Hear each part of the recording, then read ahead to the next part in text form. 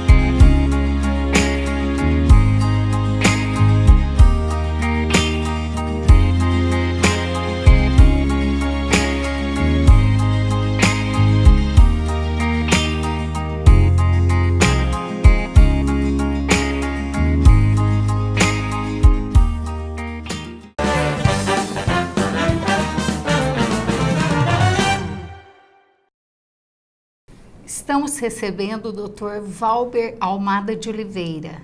O Dr. Valber é engenheiro civil, corretor de imóveis, avaliador e perito de imóveis, é delegado do CRES da cidade de Franca e é uma honra tê-lo aqui conosco, Dr. Valber. Seja muito bem-vindo. Sou eu que agradeço a sua atenção e a oportunidade de nós podermos trazer alguma coisa sobre a profissão do corretor de imóveis e sobre o funcionamento do Conselho Regional dos Corretores de Imóveis na qualidade de delegado regional. Inclusive, Dr. Valber, o convite se justifica justamente pelo número alto de corretores de imóveis que nós temos na cidade de Franca. E o CRES é uma entidade, um órgão muito importante para nós que somos corretores e eu gostaria, assim, que o senhor esclarecesse através do nosso bate-papo muitas coisas que os próprios corretores têm dúvidas.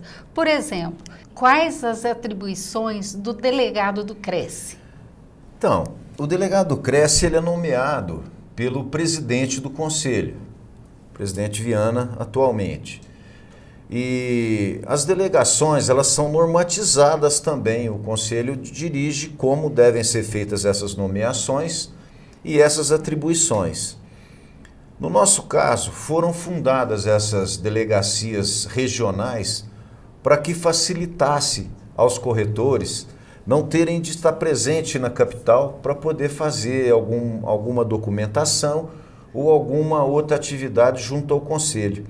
Então a delegacia é um ponto na região mais próximo para o corretor poder se utilizar e usar do Conselho, porque o Conselho é nosso, é dos corretores de imóveis. E além do que, ele também é um órgão fiscalizador que é muito importante para nós, porque na nossa cidade mesmo, eu vou citar Franca porque isso é a nível nacional, mas eu vou citar Franca porque tinham muitos corretores aqui, que a gente sabe, aqueles corretores de Praça Barão, sem a mínima habilidade ou treinamento como corretor, e ele agia e atuava como corretor de imóveis, e isso eu acho que denegriu muito a nossa imagem. Eu não vou falar assim que todos que frequentam a Praça Barão são inabilitados, mas essa era a imagem que passava para o cliente. Perfeitamente. Isso porque no início, antes de existir a legislação que definia e normatizava, disciplinava a profissão de corretor de imóveis, eram as pessoas que comercializavam, que faziam essas intermediações como comerciantes. E pós a legislação, alguns, ou a grande maioria que a gente tem conhecimento, conseguiu se credenciar junto ao conselho e estarem realmente habilitados para o exercício da profissão. E sempre ocorre, sempre acontece, sempre existe esses não credenciados que exercem ilegalmente a profissão. Isso é a fiscalização do conselho que faz essa averiguação, e nós, corretores de imóveis, temos a obrigação, eu vejo como obrigação, de fazer a denúncia dessa pessoa que está exercendo ilegalmente a profissão. Também acho. E nós temos visto que muitos se furtam, eles têm medo, eles ficam achando que se eles fizerem a denúncia, o conselho vai falar quem que fez, quem que não fez. Então eles podem ter certeza que o conselho não divulga nenhuma informação sobre qualquer denúncia do exercício ilegal da profissão. E sim, se ele precisar de maiores informações, ele pode procurar o denunciante para poder colher maiores informações, para poder instruir um processo administrativo contra essa pessoa que exerce ilegalmente a profissão, e também para poder fazer a denúncia junto à polícia, que encaminha ao Ministério Público. Porque é crime, né? É contravenção penal. E encaminha ao Ministério Público para que seja feita uma ação de contravenção penal contra esse praticante. Certo. Para esclarecimento da nossa classe, quais as responsabilidades do corretor? O corretor de imóveis mudou muito essa responsabilidade com o Código Civil de 2002. Então, eu até fiz uma coletânea aqui dos artigos do Código Civil, que vão do 722 a 729, que fala sobre a corretagem.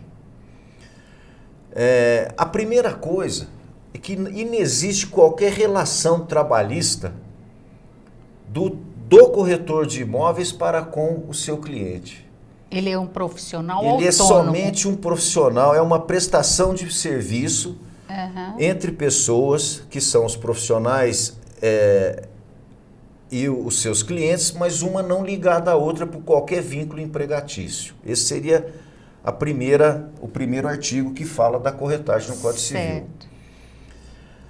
O segundo, que é uma das responsabilidades, é que o corretor preste o seu serviço com toda atenção, com todo zelo, e faça as informações aos seus clientes de forma que não fique nada obscuro, porque se isso ficar, ele pode responder por essas omissões que se ele tinha conhecimento, ele deixou de fornecer ao cliente. Sobre determinado imóvel. Situações, isso. Então, algum vício na negociação ou isso, dentro do imóvel, documental, todo tipo, ou exagerar na informação isso. Ou omitir a informação. Ou omitir alguma informação. Mas ele tem que prestar essas informações que estejam ao alcance dele. E ele tem que ter o zelo de procurar fazer isso, senão ele vai estar respondendo por essa falta de presteza nos seus trabalhos. Certo. Com relação ao Código Civil mesmo, o artigo que fala sobre essa responsabilidade do corretor, aliás, do 727... 722 ao 729. 722 ao 729. Então, o corretor, às vezes, não está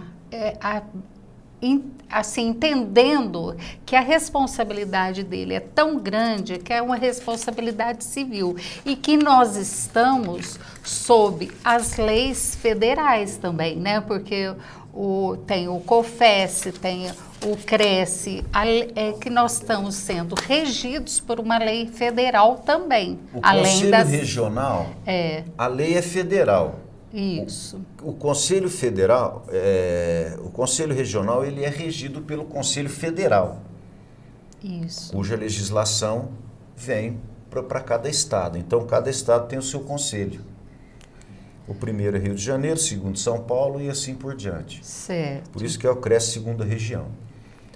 Então, essa responsabilidade que acontece com o corretor, que ele pode responder por isso, é falta de prudência, a diligência para colher todas as informações necessárias sobre o imóvel, em geral, geralmente sobre a documentação do imóvel, a documentação do vendedor, a documentação do comprador. Nós estamos vendo hoje, dia 31 de janeiro, o último dia de nós fazermos a nossa declaração de inocorrência, de desconhecimento ou não ter acontecido, ou não ter tido conhecimento de alguma atividade praticada que tenha sido com alguma lavagem de dinheiro, pagamento em moeda corrente, pagamento em obras de arte. Certo. Então isso é regido pelo COAF e é obrigatório o corretor fazer essa prestação dessa inocorrência ou da ocorrência. Que ele fica sujeito a uma penalidade. Isso. O governo pode multar o corretor. Isso mesmo. E além dessa responsabilidade civil, o corretor com relação à orientação do Cresce com tabela de honorários. Honorários, perfeito. As imobiliárias, tanto as imobiliárias como os corretores que trabalham para essas imobiliárias ou aqueles que estão desvinculados de imobiliária, eles são obrigados a respeitar a tabela de honorários? Isso. O Conselho Regional, ele formaliza essa tabela de honorários e ela tem que ser aprovada pelo sindicato dos corretores da regional. Certo. Então, o de São Paulo tem a tabela de honorários e todos os corretores têm que cumprir, sob pena de um conhecimento do conselho de que não foi cumprida essa tabela de honorários, ou o corretor, pessoa física ou pessoa jurídica, certo, ele vai ser autuado porque está no nosso código de ética que ele tem que cumprir aquela tabela de honorários. E às vezes no dia a dia a gente vê que tem algumas imobiliárias que não cumprem muito isso, né? É assim, ou abaixam muito, às vezes, para não perder um negócio, e a gente vê outras que trabalham direitinho, que seguem direitinho a prática da cidade, do mercado, porque nem sempre a tabela de São Paulo é a tabela do interior, mas existe, assim, já uma formalidade do mercado que toda negociação fica presa, eu posso estar falando errado, porque eu sei pelas negociações que nós fazemos, em 5% de honorários, né? Se for abaixo disso, já está fora da legislação, o senhor acha? A nossa tabela, ela funciona com a tabela para São Paulo. Ah, certo. Tá certo? Agora, existem aquelas relações guardadas com cada região. Isso já vem de antigamente, são usos, costumes, que é muito difícil mudar a concepção pública.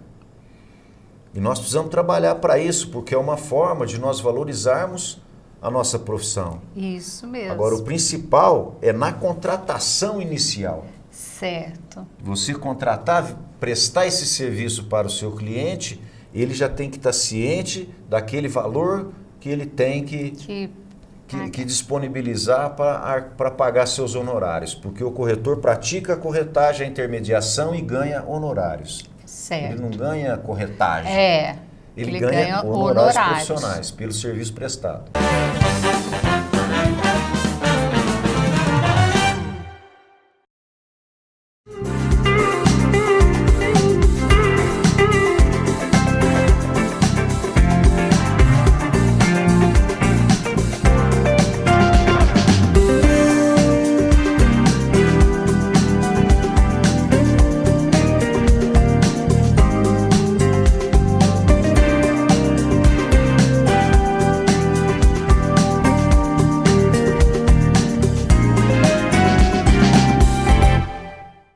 elegância, sofisticação, personalidade. Ao entrar na Vila Rica, você sente muito mais do que aconchego. É possível sentir-se em casa, desfrutando de um ambiente agradável, com requinte e cuidado, num universo à parte, que mescla com delicadeza o clássico e o contemporâneo. Existe algo ainda maior, algo ainda mais rico, além do comum. Existe Vila Rica.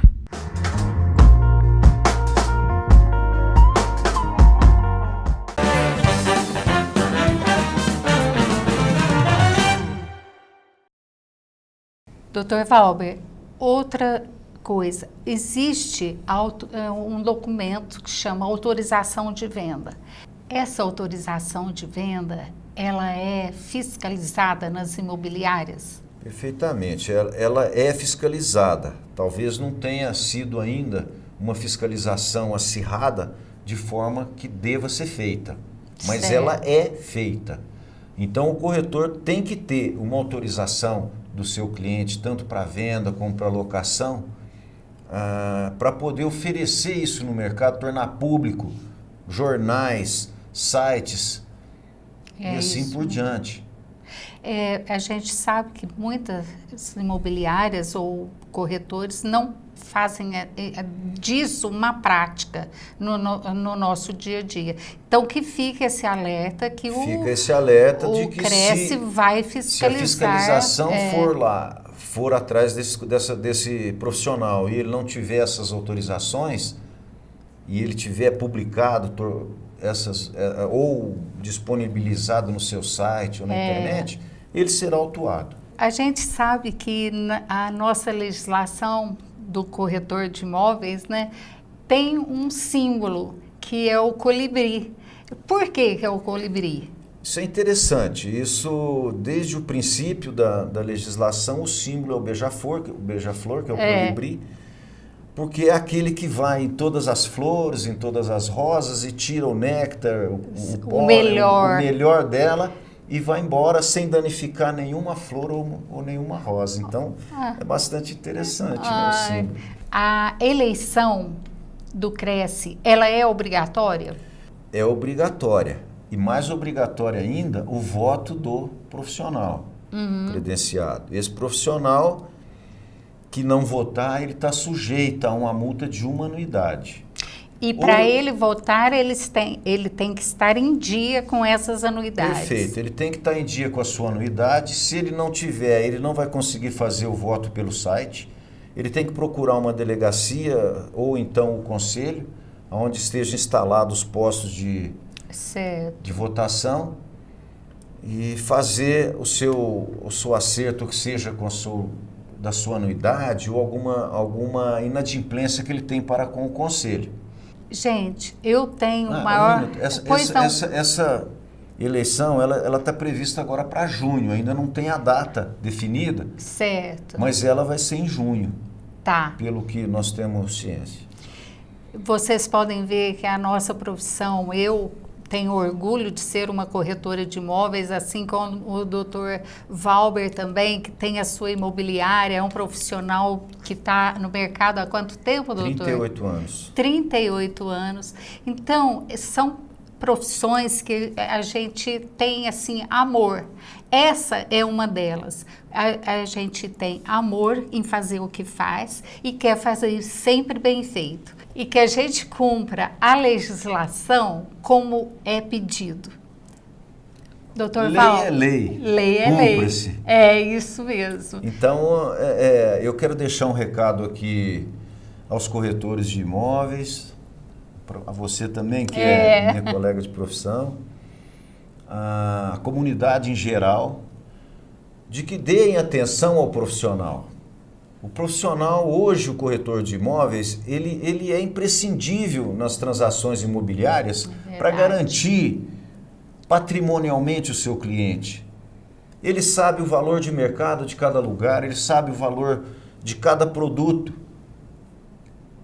Então, quando o corretor levar um produto para um cliente, que o cliente não desfaça dele, ou que passe por cima dele, ou que passe ele para trás, que eu acho isso um absurdo.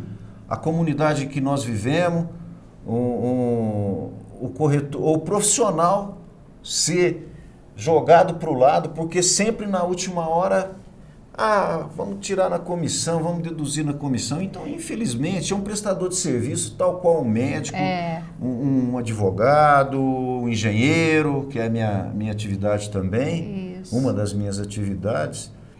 Então, eu só peço isso, que façam o reconhecimento desse profissional. Ele é necessário na comunidade. E que muitas vezes está realizando sonhos, né? Sempre realiza o sonho.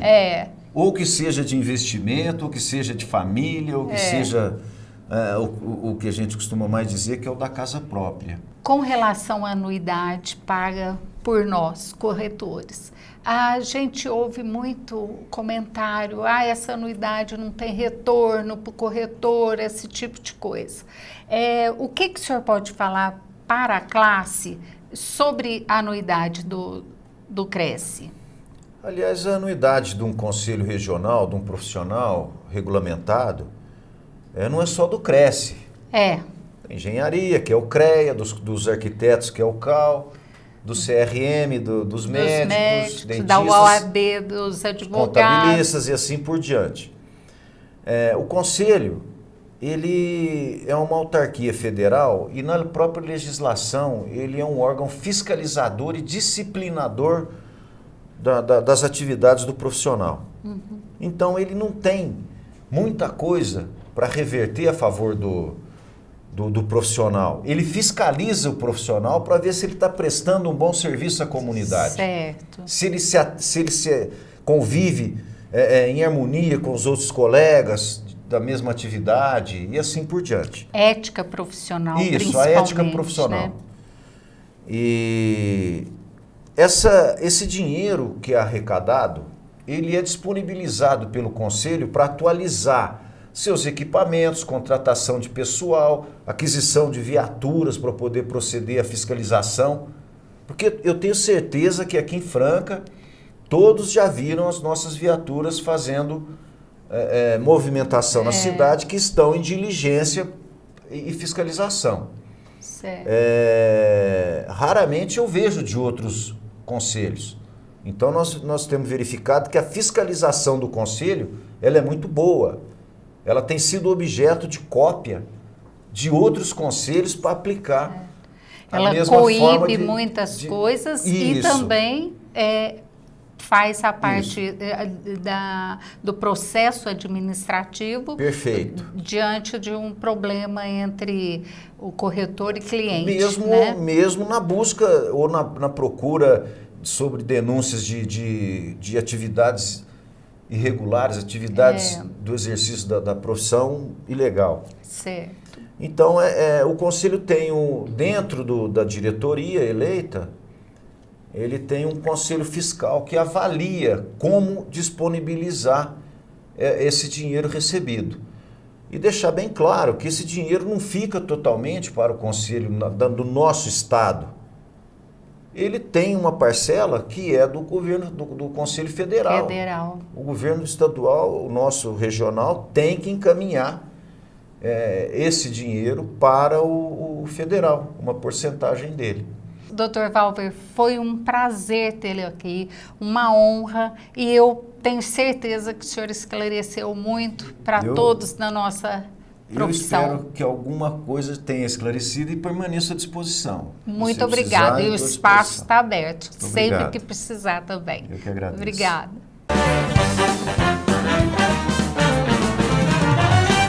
O Instituto Lotus Terapia e Estética é um espaço especializado que melhora a qualidade de vida e bem-estar com profissionais altamente qualificados e habilitados, onde os pacientes passam por um processo de avaliação, no qual é realizada uma sinergia entre as diversas técnicas que melhor se enquadram no tratamento. O Instituto Lotus trabalha ainda com a formação de profissionais em diversos cursos. Ligue e agende seu horário no Instituto Lotus. Outlet de verdade é assim. Preço único de R$ 99,90. E a qualidade que só a Mariner tem. São tantas opções de tênis, sapatênis, mocassins, sapatos sociais e acessórios, que fica até difícil para escolher. Venha conhecer. Esperamos você nos endereços. Outlet 1, Avenida Wilson Sábio de Melo, 4100, anexo à fábrica. Outlet 2, no Complexo do Galo Branco. E em breve, uma loja no City Posto. Você tem dor nas costas? No quadril? Ou nos joelhos? No ITC Vertebral e no Instituto Trata, personalizamos o tratamento para as dores de cada paciente, oferecendo o que há de melhor na fisioterapia praticada nos principais centros de reabilitação do mundo, trazendo inovação, alta tecnologia, eficiência, menos dor e mais movimento com qualidade de vida. Agende uma consulta.